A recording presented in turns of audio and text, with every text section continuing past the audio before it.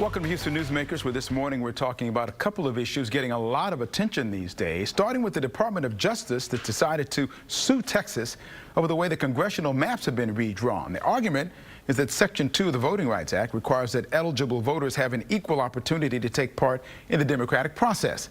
Attorney General Merrick Garland says that has not been done in Texas. Here's what Associate Attorney General Vanita Gupta said.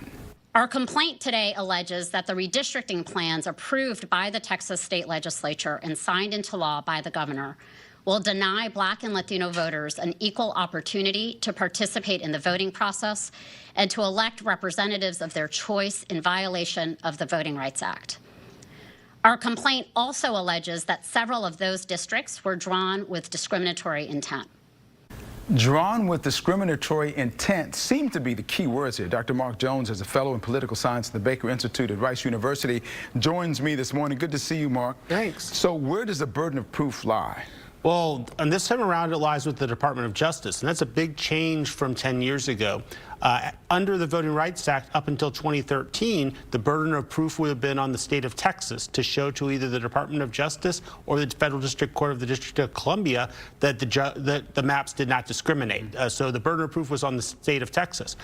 Once the Fifth Amendment, or once Section 5 of the Voting Rights Act was undercut, or essentially eliminated for the time being by the changes to Section 4, Texas no longer has to seek preclearance, and therefore the burden of proof is on the Department of Justice to prove this. Isn't it also a challenge because they have to be, that it's based upon race and not politics? There's a big difference, and that's part of what muddles up things. Right, and the reality is I don't think the Republicans, when they were doing this, were doing it to undercut the ability of people of color to elect candidates of their choice. They were doing it to try to elect as many Republicans as possible for the U.S. Congress, to the state Senate and the state House.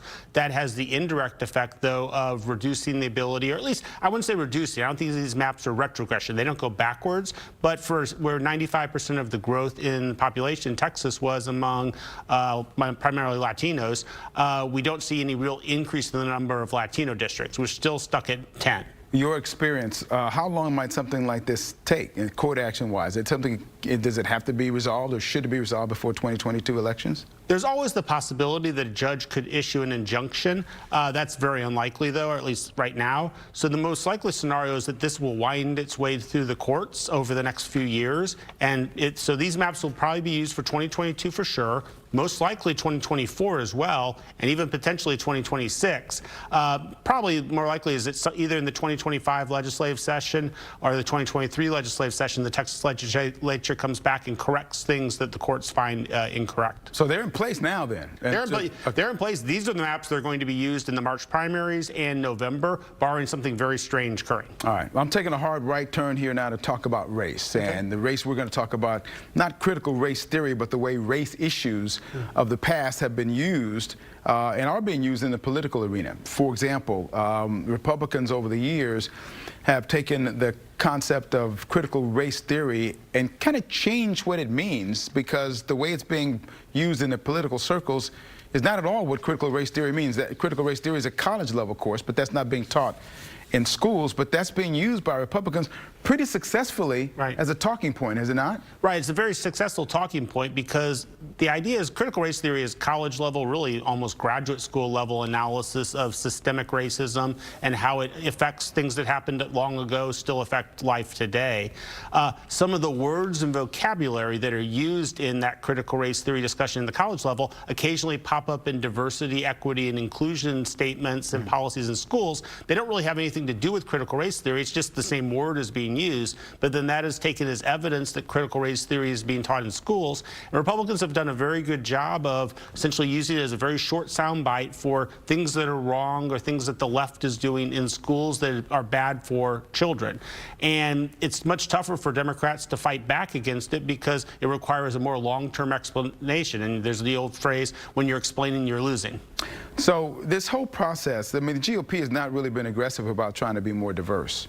They haven't. I mean, the that's a fact at this point. So right now, they're not really concerned about trying to attract a base that's demographically diverse. So they're focused on that base that might buy into that race conversation, correct? Well, yeah, that's a mobilizational tool. That is, I think the Texas Republican Party has two main goals in trying to win. One is trying to mobilize the Anglo base as much as possible, but also doing some outreach into the Latino community. And what we're finding in a lot of the survey work we do is that the Latino public opinion on a lot of these issues is very diverse. And so different parts of the Latino community are more likely to agree with conservative Anglos than others. And so some of the Republican messaging does work with them as well.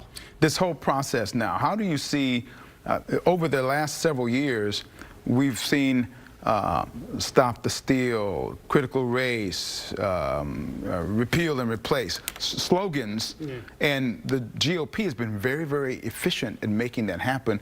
And they have a lot of medias that are focused on putting out the conservative message. So it seems to me that they're using all of that to be pretty successful in their managing the message. Right, no, the messaging is working brilliantly for many Republicans, even on things like border security or transgender students in bathrooms. Those are issues that they're hitting on that have majority support and put Democrats at a real disadvantage, because when Democrats try to defend it, it's a much tougher thing to defend, not because it's, say, morally or ethically tougher. It's just it requires more explanation. And it's really tough to explain to people for something that takes, say, a minute when the opposition can explain it in 10 seconds. So the goal now going forward for both parties is to make sure you have little tiny little comments, really little words that kind of just get together really well. Professor Mark Jones, thank you. Always good to have your insight. I'm looking forward to talking to you about 2022. I'm sure you have your crystal ball and your research that's giving us some hints about what's going to be going on in 2020. We'll have that in January, February. We can talk about that then. Good deal. I'm looking forward to having that. Thank you again. Thank you. Hey, just